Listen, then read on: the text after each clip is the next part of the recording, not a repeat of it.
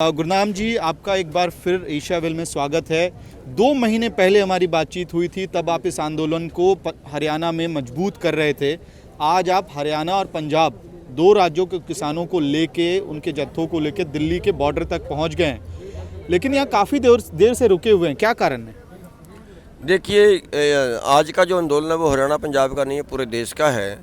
और पूरे देश की सभी तरफ से लोग इंटर कर रहे हैं। कुछ लोग दिल्ली में इंटर कर गए थे पहले, अपने साधनों से उनको गिरफ्तार भी कर लिया है। तो आज का जो आंदोलन है वो बड़ा सफल आंदोलन रहा। जो उन्होंने कहा था हम दिल्ली नहीं आने देंगे, तो हम दिल्ली पहुंच गए हैं। और अब जो है वो दिल्ली के इंटर करने का सवाल था।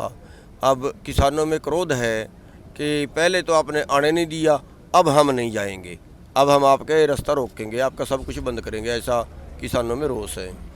तो उस रोष की वजह से जो है वो पंजाब के किसान फैसला नहीं ले पा रहे हैं। पंजाब की जो जत्थेबंदी है वो फैसला पारदर्शी फैसला नहीं ले पा रही हैं। तो इसलिए हमने भी थोड़ा वेट के लिए हमने ये कर दिया कि जो पंजाब वाले करेंगे हम वही नहीं। जी, तो इस वक्त आपने पंजाब के किसान संगठनों पे पूरा का पूरा डिसीजन मेकिंग उन पे छोड़ दिया है।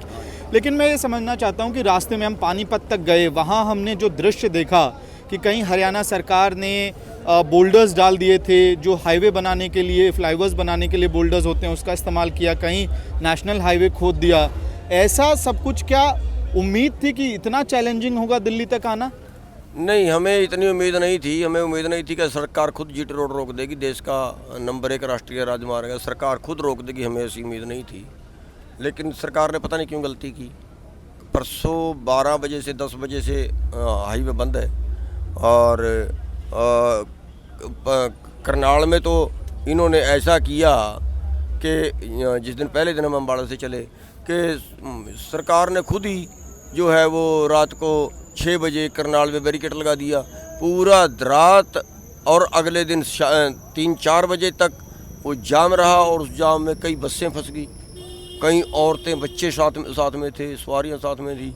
मैं हैरान था कि सरकार इतनी क्रूरता खुद ही कर रही है कि लोगों को बीच में रोक दिया। कोई पहले से प्लानिंग नहीं है। अरे भाई, अगर आपको रोकना ही है, अगर हमारे से इतना डर लगता है, फिर कम से कम 1 घंटा पहले वो पीछे अपना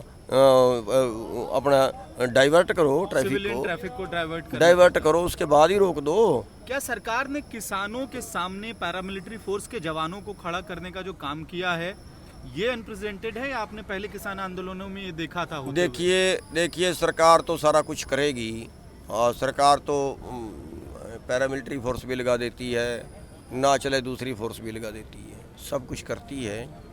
लेकिन हमारे देश का जो जवान है वो सूझवान है। वो बहुत ज़्यादा ये नहीं है कि कोई क्रूरता किसी तरह से, हमें उनसे उम्मीद है।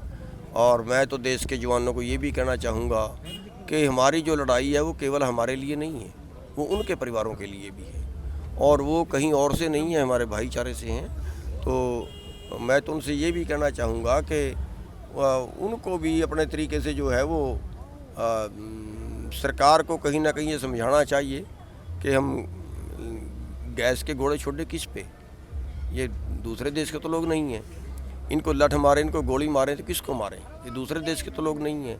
और जो मांग है वो भी ऐसी नहीं है कि जो देश को नुकसान पहुँचाए, वो भी ऐसी नहीं है। और उनको भी कहीं ना कहीं ऐसे जो उनके बड़े अधिकारी हैं उनको सरकार को इस तरीके से बताना समझाना चाहिए। जी, एक सवाल ये भी है कि आप यहाँ कई घंटे हो गए, आप यहाँ पे रुके हुए हैं। एक प्रपोजल आया, हम कंफर्म नहीं है कि ये सच है कि नहीं, आप उस बात पे कंफर्मिटी दीजिएगा कि दिल्ली में जो ग्राउंड है, एक बड़ा ग्राउंड है, निरंकारी ग्राउंड, वहाँ पे आपको प्रोटेस्ट शिफ्ट करने के लिए सजेशन दिया गया है। तो आप लोग क्या वहाँ शिफ्ट होने की सोच रहे हैं? और नहीं सोच रहे हैं तो क्या वजह है? देखिए, उसको बुराड़ी ग्राउंड बोलते हैं, निरंकारी उसको ग्राउंड नहीं बोलते, क्योंकि थोड़ा सा फ्रैक्शनबाजी आती है। बुराड़ी ग्राउंड है वो जी।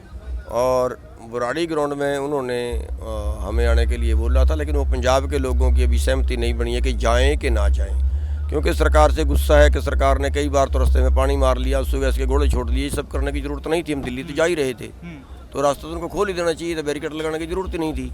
हमारे देश की राजधानी है, तो उसके गुस्से के मारे अब लोग बैठे हैं। अब वो पंजाब वालों पे फैसला है, वो जैसा फैसला लेंगे। आपने जैसे शुरू में बताया था, 2 बहुत छोटे छोटे सवाल हैं और अहम सवाल हैं।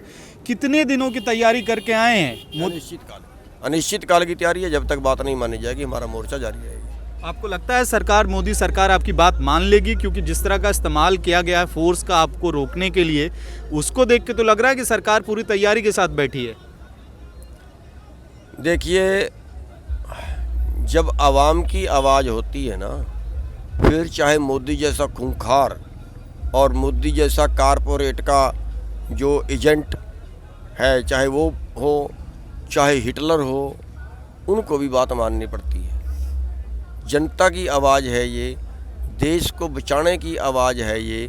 किसी देश की सरकार को देश को बेचने का अधिकार नहीं है, और देश का किसान, देश के आम जनता इस देश को नहीं बिकने देगी। तो जब तक ये 3 कानून वापस नहीं हो जाता है तब तक आप वापस नहीं जा रहे हैं पंजाब हरियाणा? बिल्कुल नहीं जा रहे हैं, हमारा आंदोलन जारी रहेगा। हमसे बात इससे कड़ा आंदोलन हो सकता है। अच्छा, इसको भी इससे बढ़ाया कड़ा हो सकता है। क्या हो सकता है वो आंदोलन? कुछ भी हो सकता है। हम इनकी संसद को घेर सकते हैं, इनको अंदर मूंद देंगे, बाहर भी नहीं निकलने देंगे। संसद तक घेरने की तैयारी? बिल्कुल घेर लेंगे, नहीं छोड़ेंगे इनको अपनी बात मनवाए बिना। ये बड़ा स्टेटमेंट है, that's a big statement coming from Gurnam Singh Chaduni, the man who is leading the protest of farmers who had come from Haryana and Punjab. He is saying that he is even ready to do the gherav of the parliament if need be. Thanks a lot for watching Asia Well.